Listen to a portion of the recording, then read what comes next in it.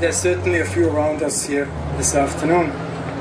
I will not call any names because that is going to be attempted by somebody else shortly. But there's one more thing and then I'm done here.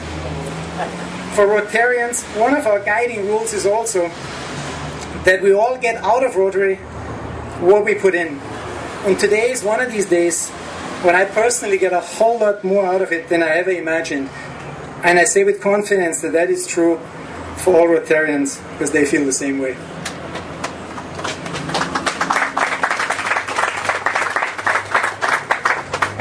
Therefore, it's now up to us and to our partners to put this Rotary bus to good use. And if at the end there is only one new microfinance loan that is granted, one new enterprise started, one new job created, maybe one family that will at the end have a better life,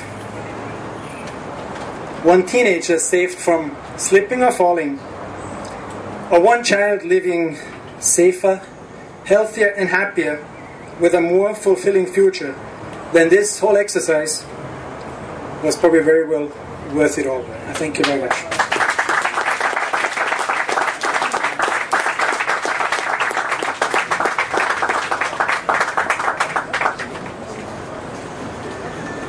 Who is one of the past presidents of St. Lucia Rotary Club, of the Rotary Club of St. Lucia, other members of the Rotary Club of this country, members of the medical fraternity, special invited guests, ladies and gentlemen, good afternoon. I'm happy that at least Mr. Moffat agreed to just allow me to say a few words. Let me first of all make an apology for the Minister for Health, because in my own, let me just go back because I'm sorry, Your Excellency, the Ambassador for Taiwan, His Excellency James Chan. My apologies, Mr. Ambassador. I must say that in my own mind, for the last week, at least 6 weeks now, I think different persons have told me there's going to be a function like this. The President, Dr. Long, number of persons, Mr. Charles, but I never really got the official invitation.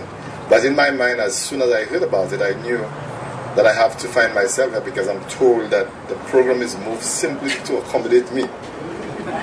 So I think that was to get me. So at least I was pleased that even if I didn't get the official invitation, but I was forewarned about this function. And I think I spoke with Minister Reynolds and she said she had not received an invitation. And that's why today she's not even here, because today she took a day off just to do some family business. I want to apologize on her behalf. And I want to say thank you to the Rotary Club of St. Lucia for this wonderful gesture. I recognize that I want to say on behalf of the people, the government of St. Lucia, and I want to specifically, as the Minister, respond for Human Resource Development, because I heard that the NSDC will be doing a particular function on this bus, which is career guidance on that bus. And therefore, as the Minister responsible for Human Resource Development, that I want to say thank you to the Rotary Club of St. Lucia. But I also want to say that I recognize the work of the Rotary Club in St. Lucia over the many years. Even as a teacher, I recognize it because there are many things that the Rotary Club does, and I know that you can only do it because you care about nation building. I recognize that the many Christmas parties that you have, the many scholarships, the many things that you do to assist the government of St. Lucia. And it is important because sometimes when we have people, some people, not the Rotary Club of course, when you have the government, people always associate political parties. But the government, we are the government of this country, all of us. We form the government, and together with all civil society, we can come together to make our country a better country. So I want to thank the Rotary Club for all the many things that they have done over the many years that they have been in this country. And this project is a very worthwhile project. As you call it, the Rotary Mobile Youth Clinic.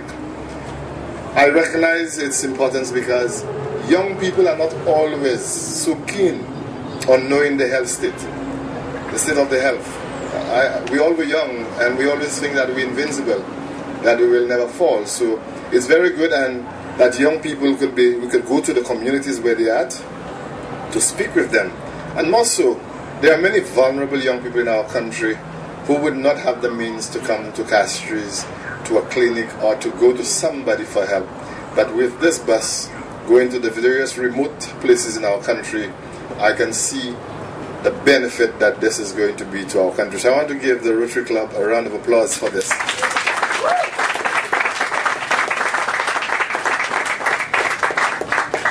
And as I was saying, sometimes as a teacher I recognize that young people don't always know, but we assume they know. The things they care about, they will make sure. For example, with the gadgets, they will get on. They don't even have to read the books that come with the gadgets. Because most of us who are here today, we are just residents in this technological age. But the young people are citizens there. Yes, they are. I am just coming to grips of being a resident. But they are citizens. They're born into it, so they understand it very well. And what I want to say is that your project is indeed a great project.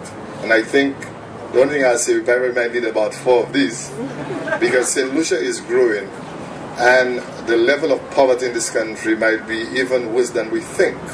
And persons who may need assistance, where the people we need to get to, we may never get to them. And they are our brothers and our sisters. So let me just say, I will never be able to thank the Rotary Club and all those other civil society groups that are working in this country to ensure that the conditions of life in our country is upgraded on a daily basis. So I want to thank those who have put all the work together, and on behalf of the Ministry of Health, on behalf of the Ministry of Youth Development and Sports, because there's a big youth component here, I want to thank everybody, and I wish you well as you continue to work in the best interest of St. Lucia, and as you continue to source resources that will be down to the benefit of our people. Thank you very much.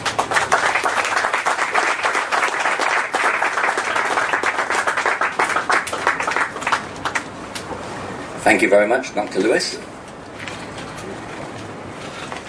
As you would imagine, with projects like this, there are several people, several key people involved with getting projects like this off the ground and making them a reality.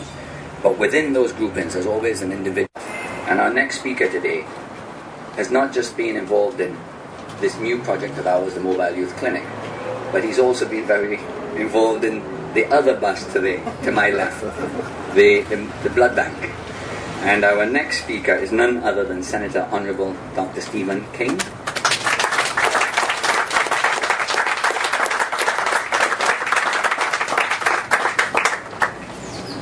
Thank you very much, Mr. MC, Assistant District Governor Tim.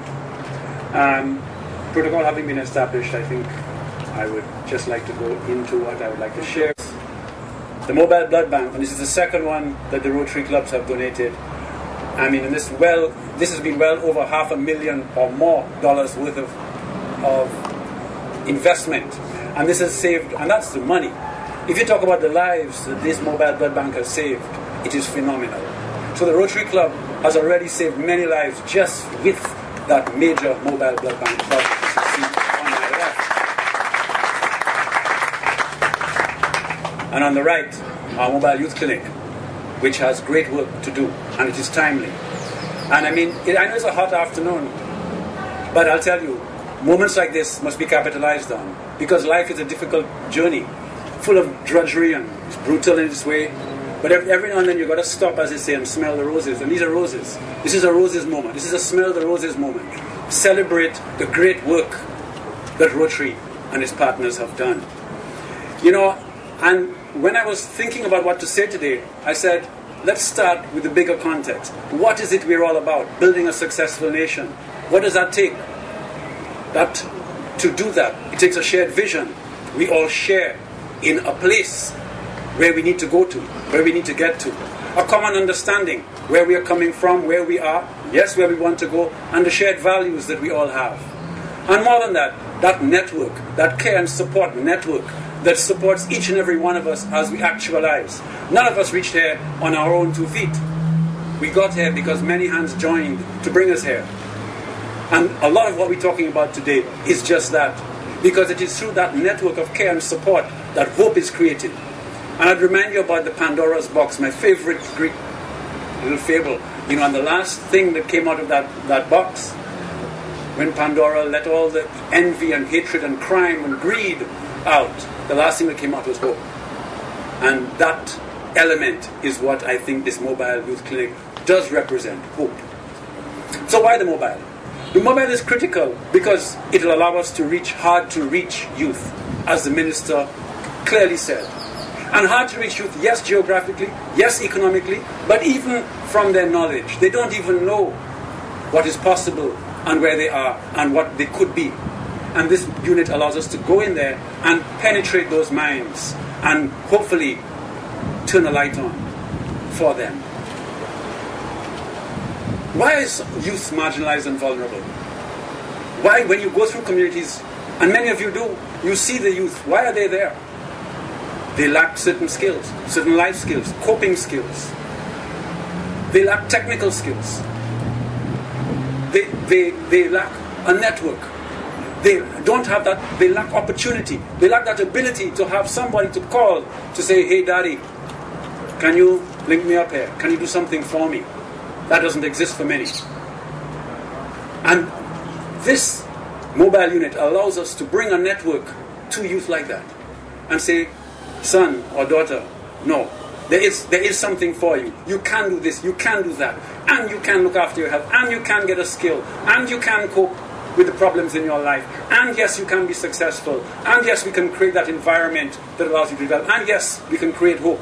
Because marginalized youth, vulnerable youth, if there's one characteristic I see which is deadly, it is hopelessness.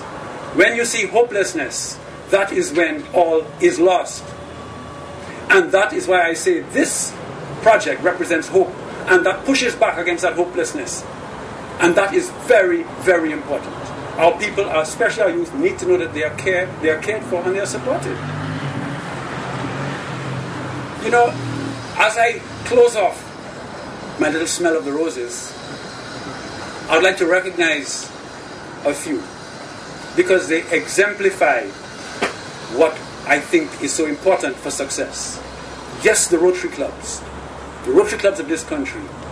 And this project started in 2004 or so, when past President Malcolm called me. And he said, Steve, we have to do something.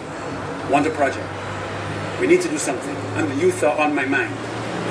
And we discussed it, and together we created this vision of a mobile youth clinic. And yes, as President Conrad said, it seemed a vision, a dream that could never be realized. And Malcolm and Azmina as well, but Malcolm and I especially know that long journey over those 8 years and the amount of criticism we took, right, Malcolm? But you know, it is what Malcolm, and I want to recognize Malcolm, because really Malcolm is the hero here. This project would not be possible without past President Malcolm.